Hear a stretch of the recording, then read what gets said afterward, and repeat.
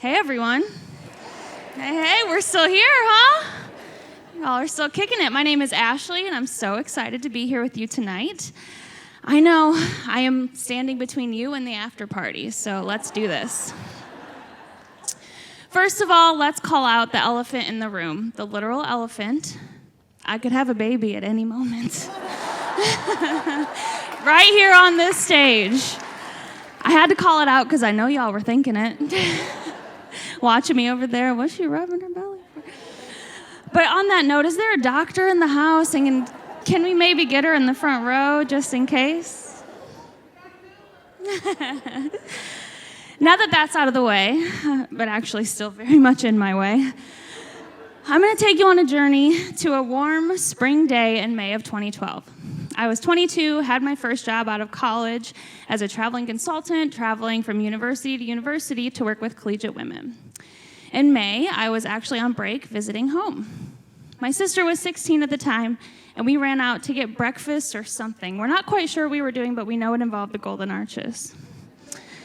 When we pulled back into my parents' house, we passed my dad in the alley, drove by, gave him a wave, assumed he was going to work.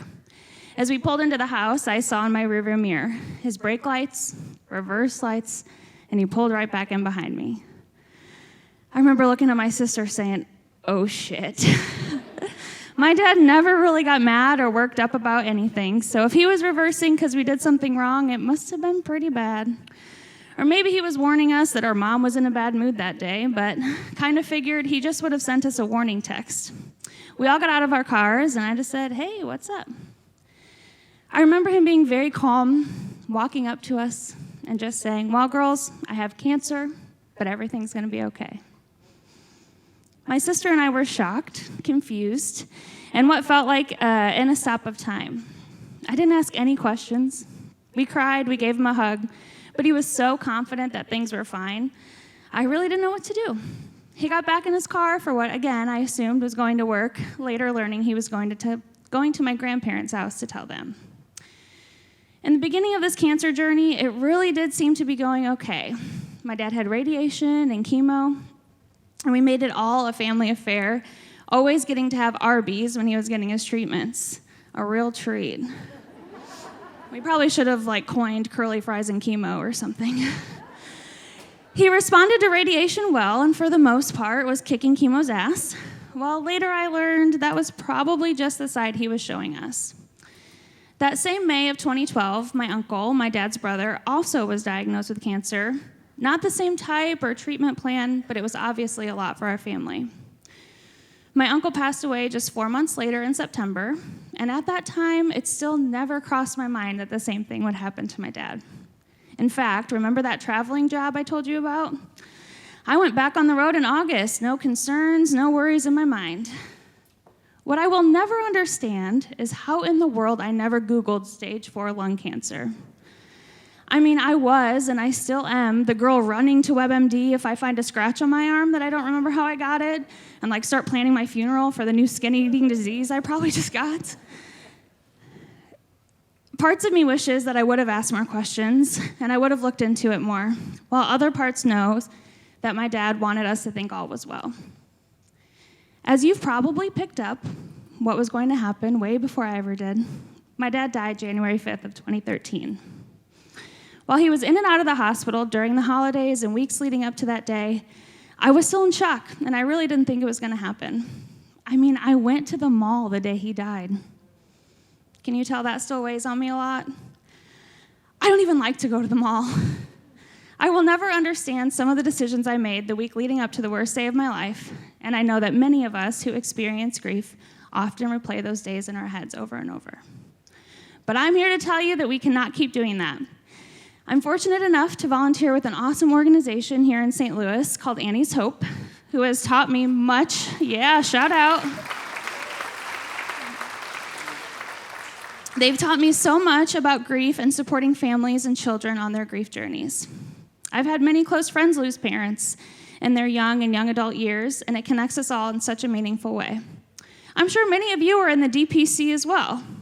That's what we call the Dead Parents Club, duh. I'm the vice president. We have some other officers here in the crowd tonight. One awesome exercise that I love, and I want to share with all my fellow DPCers and all of you tonight, is making a list of things that you wish your loved one knew, or things that were happening today that you think they really would have enjoyed. So here they are, the top 5 things I need David Hollowell to know today. First things first, the 2022 Super Bowl halftime show.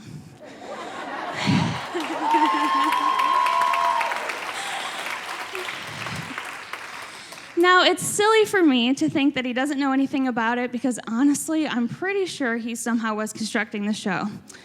That's right, my dad was all about Dre, Snoop, Eminem, 50 Cent. In fact, my dad's career was in radio, and when In Da Club was released in 2003, my sister was 7, and he had her record a version of her singing it and would play it on the radio. Just imagine that little girl voice. And it's not your birthday. I'm sure she'll sign autographs. Speaking of the radio ties, the second thing I wish my dad was here for was for podcasts. I have no doubt he'd be running 2 or 3 podcasts of his own. People in my hometown loved when he was on the radio, running shows and segments and commercials. I could see him having a podcast on music, and also one that would be called Things That Make You Say Doy. You know, when you're like walking by somebody or driving by someone that's doing something kind of stupid and you give them a doy and you keep walking. That would definitely be his show that he would make. For the third thing, I'd like to apologize for some things that have really been on my mind these last 9 years. Now, I know we should all live a life of that hashtag no regrets, but as I mentioned earlier, looking back, I just felt so out of it and not in tune with what was really going on. Like when he was in the hospital, I was pretty freaked out to be in his room. The doctor would always say, "Hey, David, who's all in the room with you today?" and make him go around saying who everyone was.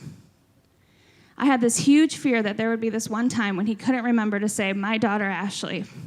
And that fear just ate at me and made me not want to be as present as I should have been. Another day, he was reaching for a button on the bed to help him get more comfortable, and he couldn't quite reach it. He didn't really have the strength to press the button. And he looked at me and said, "Ash, could you help me?" Seems like such a little thing, and something I should have done way before he had to ask me to do it. But it was definitely one of those surreal moments where you see your strong dad needing help. And again, totally freaked me out. That's a scene forever sketched in my mind. Deep down, I know that he knows I wasn't trying to be selfish.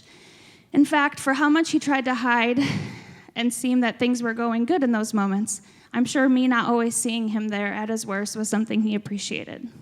But I'd love the chance to apologize and be more present. Number 4, there's a foot in my rib. It's okay. He's loving it. You never really know how much someone holds a family together until they're gone. I don't mean logistical, financial, organized way, because my mom's a boss, and I know she took care of most of those things when we were growing up, but in a personal relationship way. When someone dies, you talk about how your relationship with that person changes, but you rarely talk about how your relationships with the living continue to change. For my sister and I, we become so much closer. For my mom and I, we continue to work on what our relationship looks like, balancing mother and friendship and long-distance support. But even our extended family relationships have been affected. I now realize how much behind-the-scenes work my dad did to calm people down, help us move on, start that game of Texas Hold'em that would bring the family together, and of course, be hilarious. One of our favorite one-liners at a family holiday was we were at my aunt's for Thanksgiving. She had left some of her medicine out on the counter. My dad was giving her a really hard time, like that should not be out on the counter, put it away. Especially that inappropriate medicine we don't talk about, birth control. And so to make his point, he yells through the house, "Hey, Angie, I ate your Tuesday mint."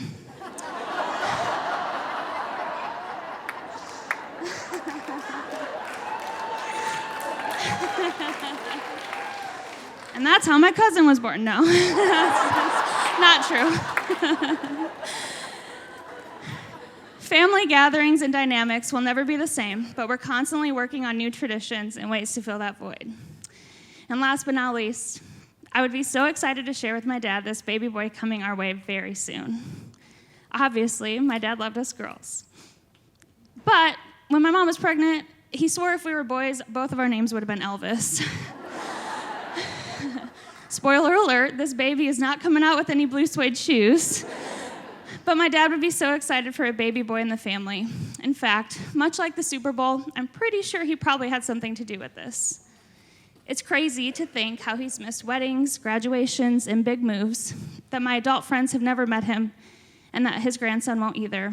But I know if we can keep these stories alive and keep up with the list of things to keep him updated on, he will continue to support us in life's big and small moments.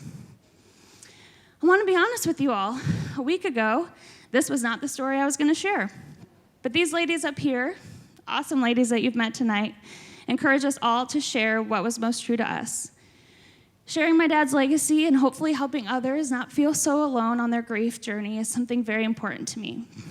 Whenever I would leave the house, he would tell me, remember who you are and who you represent. I huffed and sighed every time he said that, though. He even got the phrase printed on like my first book of checkbooks. It was so embarrassing. Yeah.